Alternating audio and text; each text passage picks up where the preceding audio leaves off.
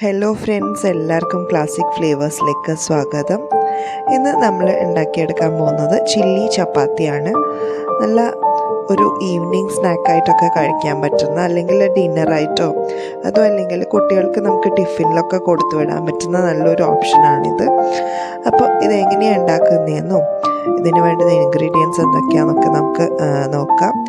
അപ്പോൾ എൻ്റെ ചാനൽ ആദ്യമായിട്ടാണ് കാണുന്നതെങ്കിൽ ഒന്ന് സബ്സ്ക്രൈബ് ചെയ്യാൻ മറക്കരുത്. വീഡിയോസ് ഇഷ്ടപ്പെട്ട് കഴിഞ്ഞാൽ ലൈക്ക് ചെയ്യാനും മറക്കരുത്.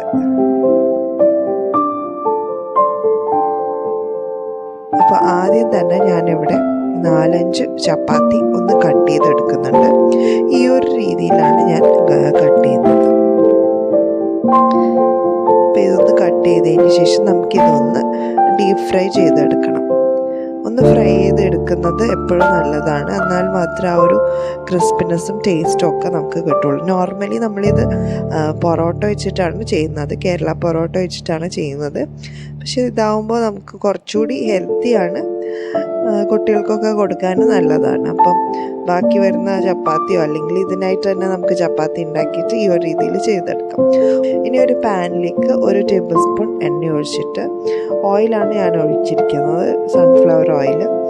അതിലേക്ക് 1 ടീസ്പൂൺ ഇഞ്ചിയും 1 ടീസ്പൂൺ തന്നെ വെളുത്തുള്ളിയും ചെറുതായിട്ട് അരിഞ്ഞത് ചേർത്ത് കൊടുക്കുന്നുണ്ട്. ഇതിലേക്ക് 1 സവോള ക്യൂബ്സ് ആയിട്ട് കട്ട് ചെയ്തത് കൂടി ചേർത്ത് കൊടുക്കുന്നുണ്ട്.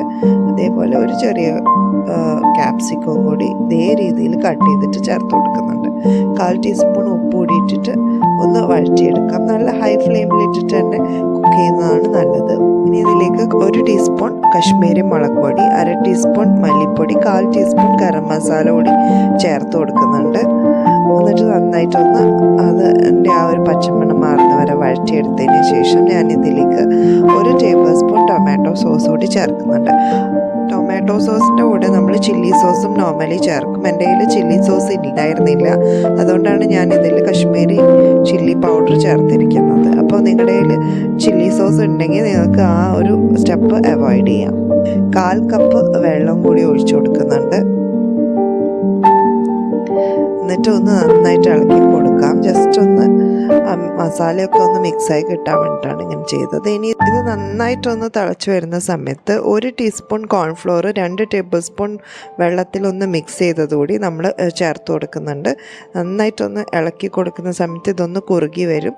ആ സമയത്ത് നമുക്കിതിലേക്ക് നമ്മൾ നേരത്തെ ഫ്രൈ ചെയ്ത ചപ്പാത്തി ഇട്ട് കൊടുക്കും.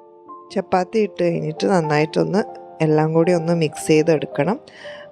സോസും ആ മസാലയും എല്ലാം ആ ഒരു ചപ്പാത്തിയായിട്ട് നന്നായിട്ട് കോട്ട് ചെയ്ത് കിട്ടാൻ വേണ്ടിയിട്ട് നന്നായിട്ട് തന്നെ ഒന്ന് മിക്സ് ചെയ്തെടുക്കാം.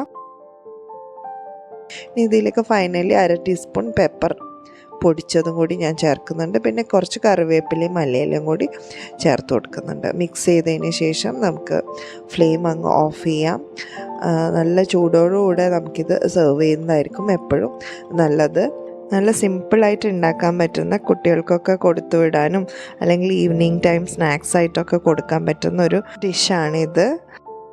ഇതിൻ്റെ കൂടെ ഒരു റൈത്ത കൂടി ഉണ്ടെങ്കിൽ നല്ല സൂപ്പർ ടേസ്റ്റി ആയിരിക്കും.